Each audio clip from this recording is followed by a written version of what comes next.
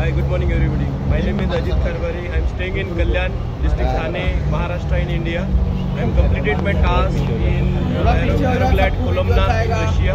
-30° temperature. Chhatrapati Shivaji Maharaj flag highlighted from the height of 16,732 feet and on the occasion of birth anniversary of Chhatrapati Shivaji Maharaj. Thank you very much.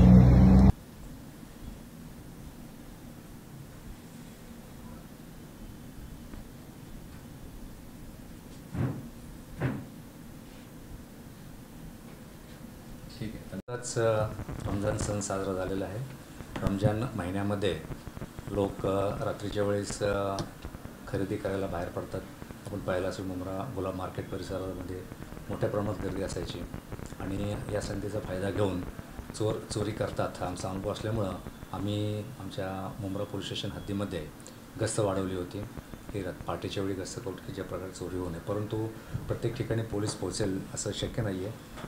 Mumbra police स्टेशनच्या हद्दीमध्ये अंजीरवाला complex Sri Lanka area या ठिकाणी एक कुटुंबीय राहतात. ते 20 तारखेला सकाळी 4 वाजता खरेदी करता घराबाहेर पडले आणि 6:45 वाजता खरेदी करून घरी आल्यानंतर त्यांनी पाहिले की घराचा कडेकोंडा तुटलेला आहे, कुलूप तुटलेला आहे.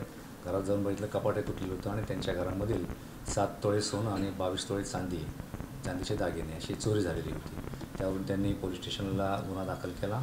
गुन्हा दाखल होताच मुंब्रा पोलीस स्टेशनचे सिनियर पी आय शिंदे, त्यांचे इन्स्पेक्टर पाचोरकर यांनी त्यांचे DVचा स्टाफ API माने व त्यांचे अंमलदार यांना सूचना दिल्या आणि माने आणि त्यांच्या स्टाफने त्यांना मिळालेलं गुप्त बातमी त्याप्रमाणे तांत्रिक विश्लेषण आणि मेहनत घेऊन याच्यामध्ये 2 आरोपींना अटक केलेली आहे. आरोपींचं नाव आहे सुफियान शब्बीर शेख, ज्याचं वय आहे 22 वर्ष आणि दुसरा आहे मेहराज सावित अली शेख, हाही 22 वर्षाचा आहे. हा त्याच परिसरात राहणार आहे. त्यांना अटक केल्यानंतर त्यांच्याकडे केलेल्या कौशल्यपूर्ण तपासामध्ये आरोपींनी 7 तोळे सोनं आणि 22 तोळे चांदी जे चोरीला गेले होते ते पूर्ण दागिने यांनी रिकव्हरी दिलेली आहे. आरोपींना आज दिनांक 1 एप्रिलपर्यंत पोलीस कस्टडी आहे.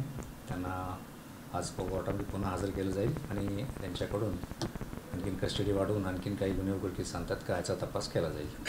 गुन्हेगारांची पार्श्वभूमी काय आहे? त्यांची पार्श्वभूमी अजून माहीत पडलेली नाही आहे, परंतु आत्तापर्यंत त्यांच्याकडं दुसरे गुन्हे नसल्याचं समजून आलेलं आहे आणि त्याचा आम्ही शोध घेत आहोत.